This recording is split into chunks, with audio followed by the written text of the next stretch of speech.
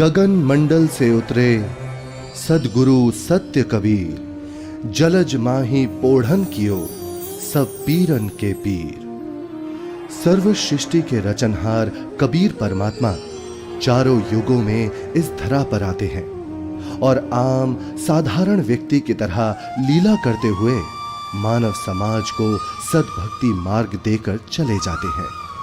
आज से लगभग 600 वर्ष पूर्व कलयुग में अपने वास्तविक नाम कबीर नाम से सतलोक से चलकर कबीर प्रभु जी काशी के लहरतारा नामक तालाब में एक कमल के फूल पर सन 1398 ईस्वी संवत 1455 में ज्येष्ठ मास की पूर्णिमा को ब्रह्म मुहूर्त में प्रकट हुए थे।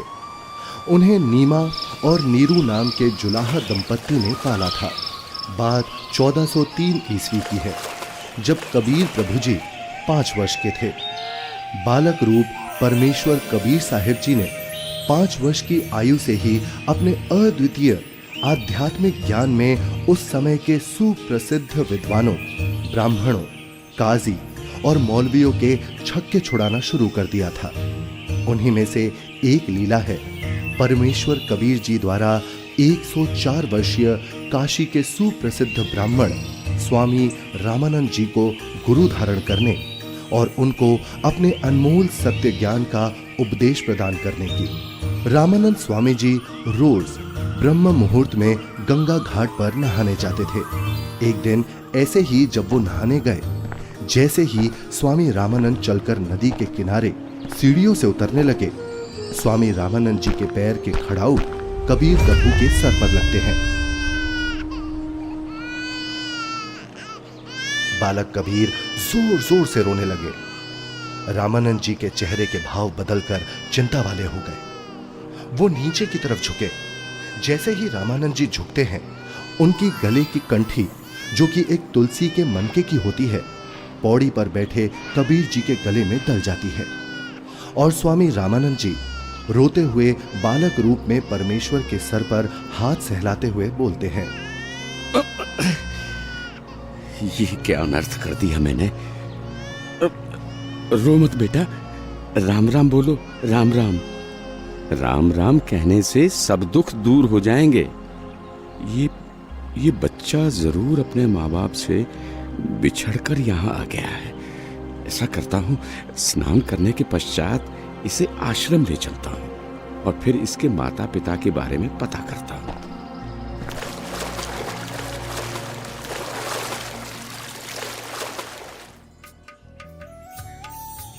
स्वामी रामानंद जी वैष्णव धर्म का प्रचार प्रसार भी खूब किया करते थे, जिसके लिए उन्होंने 1400 ऋषि शिष्य भी प्रचारक रूप में बना रखे थे। स्वामी जी के उन्हीं शिष्यों में से एक थे ऋषि विवेकानंद जी, जो कि बहुत ही अच्छे प्रवचनकर्ता रूप में प्रसिद्ध थे, जिनको स्वामी जी द्वारा काशी शहर के एक क्षेत्र का उपदेशक भी नियुक्त किया हुआ था। प्रतिदिन की तरह ही एक दिन जब ऋषि विवेकानंद जी शाम के समय विष्णु पुराण से कथा सुना रहे थे। श्री हरि विष्णु जी ही सभी के रक्षक व पूर्ण परमात्मा है। उन्होंने ही राम जी और कृष्ण जी के रूप में जन्म लिया है। वास्तव में भगवान विष्णु ही अजन्मे हैं, अविनाशी हैं। श्री हरि विष्णु भगवान की जय। श्री हरि विष्णु भगवान की जय। श्री हरि विष्णु भगवान की जय। वेद पढ़े पर भेद न जाने, बाँचे पुराण 18। पत्थर की पूजा करे, भूले सृजनहारा।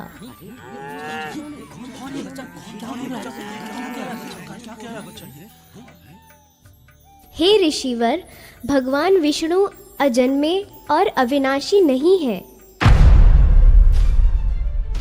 अब इसमें देखिएगा ब्रह्मा विष्णु महेश की क्या स्थिति है। श्रीमद् भगवत गीता, गीता प्रेस गोरखपुर से प्रकाशित है। संपादक हनुमान प्रसाद पोदार, चिमनलाल गोस्वामी। प्रकाशक एवं मुद्रक हैं गीता प्रेस गोरखपुर, गोविंद वन कार्यालय कोलकाता का संस्थान। अध्याय 4 चल रहा है, 123 पृष्ठ पे। भगवान विष्णु अपनी माता दुर्गा की स्तुति कर रहे हैं, तुम शुद्ध स्वरूपा हो, ये सारा संसार तुम इसे उद्भासित हो रहा है। मैं ब्रह्मा और शंकर हम सभी तुम्हारी कृपा से विद्यमान हैं। हमारा आविर्भाव माने जन्म और तिरोभाव माने मृत्यु हुआ करता है। हमारा तो जन्म और मृत्यु होता है, केवल तुम ही नित्य हो, जगत जननी हो, प्रकृति और सनातनी देवी हो। अब इसका क्या अर्थ है? ब्रह्मा विष्णु महेश नाशवान है, इनकी जन्म मृत्यु होती है। हे ऋषिवर, भगवान विष्णु अजन्मे और अविनाशी नहीं है। शिव पुराण में लिखा है कि निराकार परमात्मा आकार में आया, वे सदा शिव काल रूपी ब्रह्म कहलाया। उसने अपने अंदर से एक स्त्री प्रकट की जो प्रकृति देवी, अष्टांगी, त्रिदेव जननी, शिवा आदि नामों से जानी जाती है। पवित्र शिव पुराण ये गीता प्रेस गोरखपुर से प्रकाशित है। सचित्र मोटा टाइप, केवल हिंदी। संपादक है हनुमान प्रसाद पोदार। और ये प्रकाशित कहाँ से है? प्रकाशक एवं मुद्रक हैं गीता प्रेस गोरखपुर, गोविंद भवन कार्यालय कोलकाता का संस्था। अब देखना ये रुद्र संहिता का, अब हम छठा अध्याय पढ़ रहे हैं 101 पृष्ठ पे। देवर से एक समय ब्रह्मा जी बता रहे अपने पुत्र नारद को, एक समय उस आनंद वन में रमण करते हुए शिवा और शिव के मन में ये इच्छा हुई, दुर्गा और काल के मन में, कि दूसरे पुरुष की सृष्टि करनी चाहिए, यानी कोई पुत्र उत्पन्न करना चाहिए, जिस पर सृष्टि संचालन का महान भार रखकर हम दोनों केवल काशी में रहकर इच्छा अनुसार वितरे और निर्वाण धारण करें। ऐसा निश्चय करके शक्ति सहित सर्वव्यापी परमेश्वर शिव ने, इस काल ने, अपने वाम भाग के 10वें अंग पर अमृत मल दिया। फिर तो वहाँ से एक पुरुष प्रकट हुआ, यानी इन्होंने पति पत्नी व्यवहार किया, काल और दुर्गा ने, और वहाँ से एक पुत्र की उत्पत्ति हुई। देखिएगा 102 पृष्ठ में, 102 पृष्ठ में। शिव ने कहा, वो बालक उत्पन्न हुआ, उसके कहा कि वत्स, काल ने कहा बेटा, व्यापक होने के कारण तुम्हारा विष्णु नाम विख्यात हुआ। फिर काल रूपी ब्रह्म ने एक काशी नामक सुंदर स्थान बनाया। वहाँ दोनों शिव तथा शिवा अर्थात काल रूपी ब्रह्म तथा दुर्गा पति पत्नी रूप में निवास करने लगे। भगवान विष्णु इनकी ही संतान है।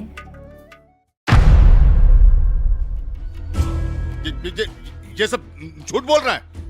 और ये सब छोड़, तू ये बता तू कौन है, किस जाति का है, गुरु कौन है तेरा?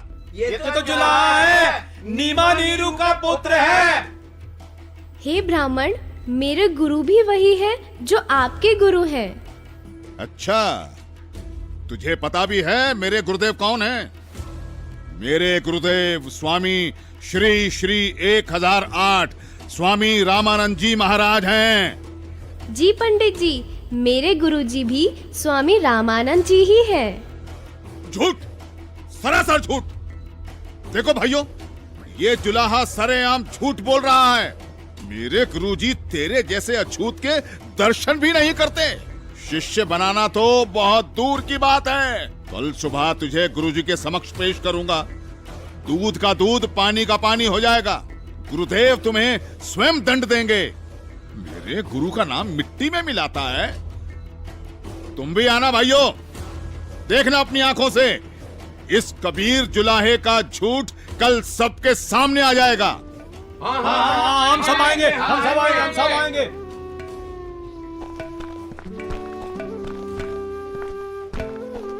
अरे पंडित जी, कम से कम मेरे सवाल का उत्तर तो देते जाइए। विवेकानंद सीधा रामानंद जी के पास पहुंचा और उन्हें सारी बात बताई। रामानंद जी भी गुस्सा हो गए कि आखिर कैसे एक जुलाहा खुद को मेरा शिष्य बता सकता है। हे गुरुदेव, एक छोटी जाति का जुलाहा अपने आप को बड़ा विद्वान सिद्ध करने के लिए भगवान विष्णु जी को नाशवान बताता है। क्या नाम है उसका? गुरुदेव, उसका नाम कबीर है। कबीर? हाँ गुरुदेव, कबीर। हे गुरुदेव, उसने तो हम ब्राह्मणों का घर से निकलना भी दूभर कर दिया है। हमें महाशर्मिंदा होना पड़ रहा है। आज उसने भरी सभा में कहा कि पंडित स्वामी रामानंद जी मेरे गुरुजी हैं, मैंने उनसे दीक्षा ले रखी है। झूठा है वो, सरासर कपटी है वो जुलाहा। वो कैसे मुझे अपना गुरु बताता है?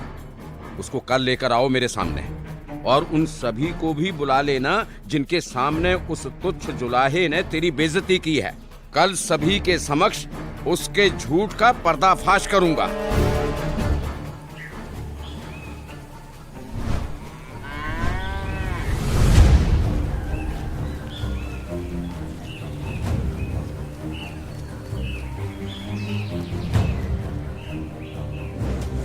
नीरू जुलाहे का घर कहाँ है?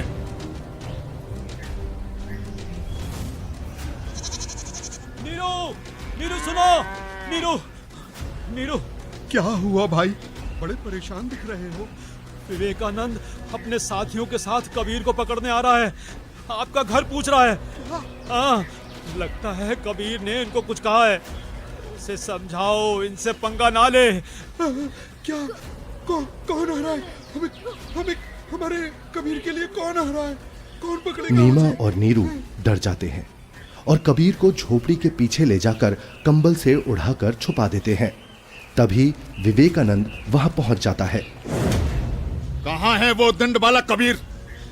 कल उसने भरी सभा में मेरे गुरुदेव का अपमान किया है। आज सबके सामने गुरुजी उसकी पिटाई करेंगे। हे ब्राह्मण जी, क्या बात है?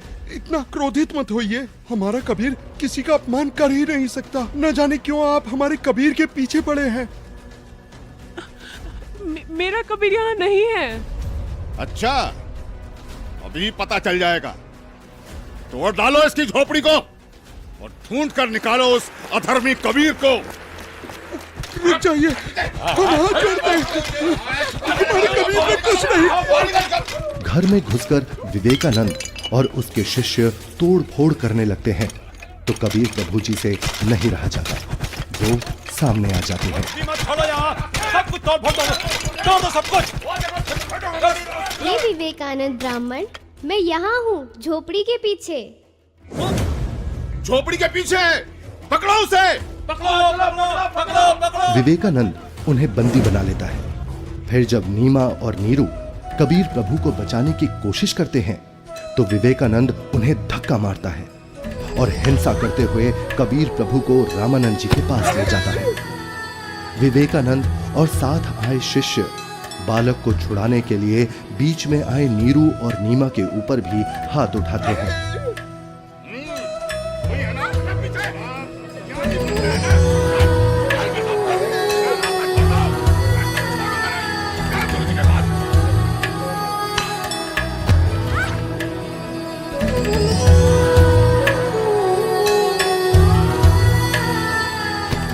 नीरू को भी कुछ गुंडे लाठी डंडों से मार मार कर मृत समान कर देते हैं।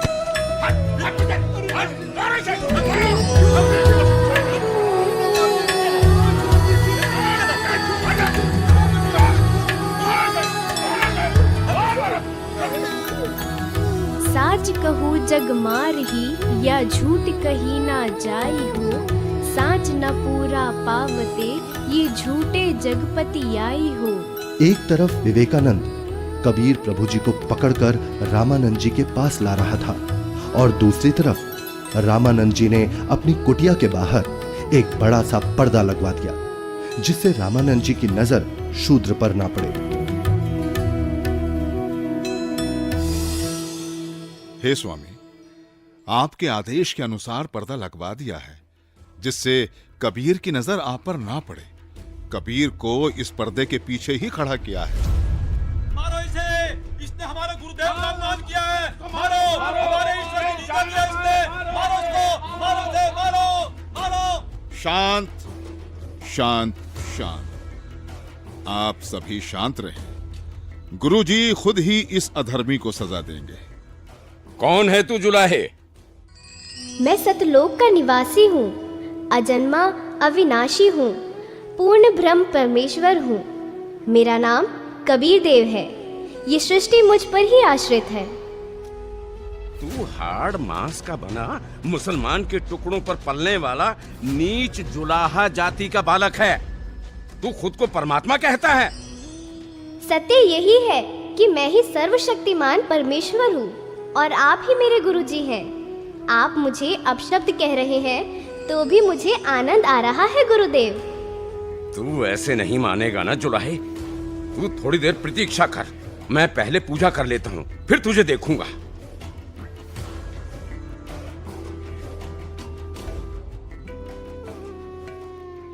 कहीं ये बालक सच में तो भगवान नहीं है, क्योंकि भगवान तो किसी भी रूप में कहीं भी आ सकते हैं। कहीं मुझसे कोई गलती ना हो जाए। अपनी पूजा साधना के बाद सोच समझ के बात करूंगा। 104 वर्ष के रामानंद, जो कि सालों से ध्यान कर रहे थे, वो ध्यान करते हुए ही ध्यान में ही भगवान की काल्पनिक छवि बनाते और उनकी पूजा करते। लेकिन उस दिन ध्यान में कुछ अलग हुआ। स्वामी जी कल्पना में खड़े होते हैं और श्रद्धा से नंगे पैरों जाकर गंगा से जल लेकर आए और ठाकुर जी के वस्त्र उतारे, फिर स्नान करवाया तथा नए वस्त्र पहना दिए, तिलक लगाया और भगवान के सर पर मुकुट रख दिया। तब पास में रखी कंठी पर ध्यान गया और कल्पना में ही बोले, हे भगवान, आज तो कंठी डालना ही भूल गया। फिर कंठी उठाकर मुकुट के ऊपर से डालने लगे, लेकिन माला मुकुट में फंस गई। अब स्वामी जी चिंतित हो गए और कल्पना में ही सोच रहे हैं, हे भगवान, आज ये आपके दास के साथ क्या बनी? यदि कंठी नहीं डाली तो पूजा अधूरी रह जाएगी। और अब यदि मुकुट उतार दिया तो पूजा खंडित हो जाएगी। आज से पहले ऐसी गलती कभी नहीं बनी थी। हे प्रभु, आज क्या गलती बन गई मुझ पापी से। आज का तो मेरा सारा दिन ही व्यर्थ गया। जब स्वामी जी मन ही मन में व्याकुल हो रहे थे और अपने आप को कोस रहे थे, तब परमेश्वर कबीर साहिब जी पर्दे के पीछे से बोले, हे स्वामी जी, चिंता मत कीजिए, इस माला की गांठ खोल दीजिए और फिर ठाकुर जी के गले में डालकर इस माला को बांध दीजिए, फिर आपको मुकुट उतारना नहीं पड़ेगा। स्वामी रामानंद जी ने जब कबीर साहिब जी की पर्दे के पीछे से आवाज सुनी तो उन्हें एकदम झटका सा लगा। वो एकदम आंखें खोलकर चौंक जाते हैं और मन ही मन विचार करते हैं कि हे भगवान, ये क्या? यहाँ ना तो कोई मूर्ति है और ना कोई माला। मैं तो काल्पनिक पूजा कर रहा था और मेरे मन में चल रही इस काल्पनिक क्रिया को इस बालक ने कैसे जान लिया? ये कोई साधारण बालक नहीं हो सकता। मेरे इस भजन क्रिया को तो केवल भगवान ही जान सकता है। ये तो साक्षात भगवान है।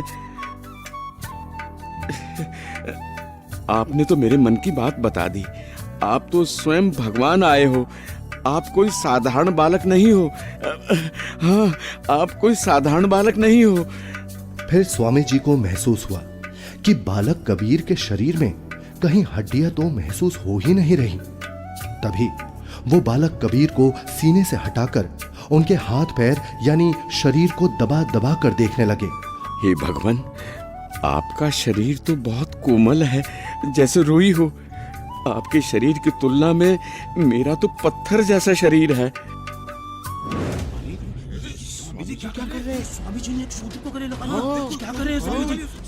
लगता है कि बुढ़ापे में गुरुजी का दिमाग हिल गया है, जो शूद्र को गले से लगा लिया। हे भगवान, अगर आपकी आज्ञा हो तो मेरी कुछ शंका है। कैसी शंका गुरुदेव? हे भगवान, एक बात समझ नहीं आई। आपने झूठ क्यों बोला? कैसा झूठ स्वामी जी? आप कह रहे थे कि आपने मुझसे उपदेश ले रखा है, लेकिन मैंने तो आपको कभी नाम दीक्षा नहीं दी। स्वामी जी, याद कीजिए, एक समय आप पंचगंगा घाट पर स्नान करने के लिए गए थे। मैं वहाँ पौड़ियों पर लेटा हुआ था।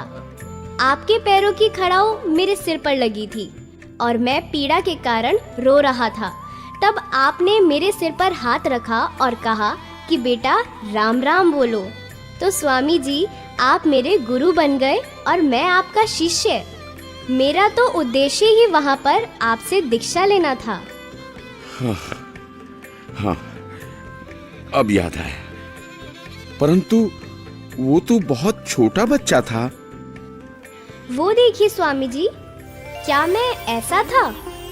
स्वामी जी ने जिधर बालक कबीर जी इशारा कर रहे थे, उधर 2.5 वर्ष के उसी बालक को चारपाई पर लेटा देख चौंक जाते हैं और बार बार कभी 5 वर्ष के रूप में खड़े परमात्मा को देखते हैं तो कभी 2.5 वर्ष वाले रूप को। फिर आंखें मल मल कर देखते हैं कि कहीं आंखें धोखा तो नहीं खा रही। इतने में 2.5 वर्ष वाला बालक चारपाई से हवा में उड़ा और 5 वर्षीय बालक के रूप में खड़े कबीर साहिब जी में समा गया और 5 वर्ष वाले बालक के रूप में कबीर साहिब जी वहीं खड़े हैं। मेरा संशय मिट गया। आप ही पूर्ण ब्रह्म हैं, हे परमेश्वर। आपको हम कैसे पहचानें? आप किस जाति में उत्पन्न तथा कैसी वेशभूषा में खड़े हैं? कैसे एक छोटे से बालक के रूप में धोती कुर्ता पहने जुलाहा जाति शूद्र वर्ण में उत्पन्न हुए हैं दाता? हे मालिक, हम तुच्छ बुद्धि जीव आपको कैसे पहचाने? अपने इस अनजान बालक की गलती क्षमा करना प्रभु। ऐसा मत कहिए स्वामी जी, आप मेरे गुरुदेव हैं और मैं आपका शिष्य। नहीं भगवान, मैंने आपको पहचान लिया है। भगवान, आपके बच्चे की कुछ और शंकाएं हैं जिनका निवारण चाहता हूँ, यदि आपकी आज्ञा हो तो। हाँ स्वामी जी, बोलो, आपकी क्या शंकाएं हैं? हे कबीर देव, मैं अपने शिष्यों को राम नाम जाप करने को नहीं देता। यदि आपने मुझसे दीक्षा ली है तो आप मुझे वो मंत्र बताइए जो मैं अपने शिष्यों को देता हूँ। स्वामी जी, आप ओम नाम जाप करने को देते हो। आपने जो मंत्र बताया ये तो सही है, लेकिन एक शंका और है, कृपया उसका भी समाधान कीजिए। पूछिए गुरुदेव जी। मैं जिसे शिष्य बनाता हूँ उसे एक चिन्ह देता हूँ, वो आपके पास नहीं है। हे गुरुदेव, आप एक तुलसी की कंठी माला देते हो गले में पहनने के लिए। ये देखो गुरुदेव, उस दिन पंचगंगा घाट पर आपने ही तो अपने गले से निकालकर ये कंठी मेरे गले में पहनाई थी। ये सारी लीलाएं देखकर वह बालक रूप में खड़े कबीर परमात्मा की बातें सुनकर स्वामी रामानंद जी समझ गए कि ये कोई साधारण बालक नहीं है। उसके बाद कबीर परमात्मा ने स्वामी रामानंद जी को अपने उसी 5 वर्ष के बालक के रूप में अपने साथ यमलोक, स्वर्गलोक, विष्णुलोक, शिवलोक और फिर अंत में सतलोक में ले जाते हैं। ये सतलोक है। सतलोक में नूरी आत्माएं घूमती हुई, सफेद वृक्ष, सफेद फल, फूल, महल, दूधों की नदियां दिखती हैं, हीरे मोतियों के चमकीले पहाड़, सफेद वस्त्रों में मोतियों की माला पहने आत्माएं सतलोक में घूमती हुई। फिर वो दोनों एक बड़े से गुंबद नुमा महल के अंदर सतलोक में भगवान के पास पहुंच जाते हैं। सतलोक में पूर्ण परमात्मा कबीर जी एक गुंबद में एक ऊंचे सिंहासन पर विराजमान दिखते हैं। दोनों उस सिंहासन पर बैठे परमात्मा को प्रणाम करते हैं।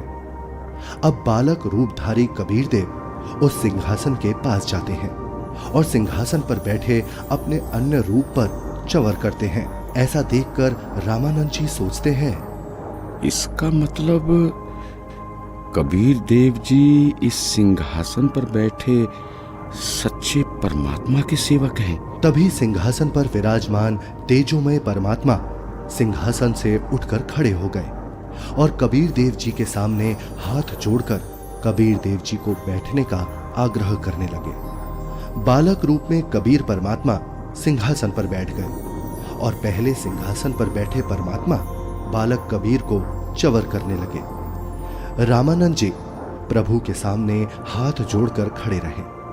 तभी फिर तेजोमय परमात्मा एक प्रकाश पुंज में बदल गया और फिर वो उस बालक कबीर जी के शरीर में समा गया। अब बालक कबीर जी का शरीर भी उतना ही तेजोमय हो गया जितना कि पहले सिंहासन पर बैठे परमात्मा का था।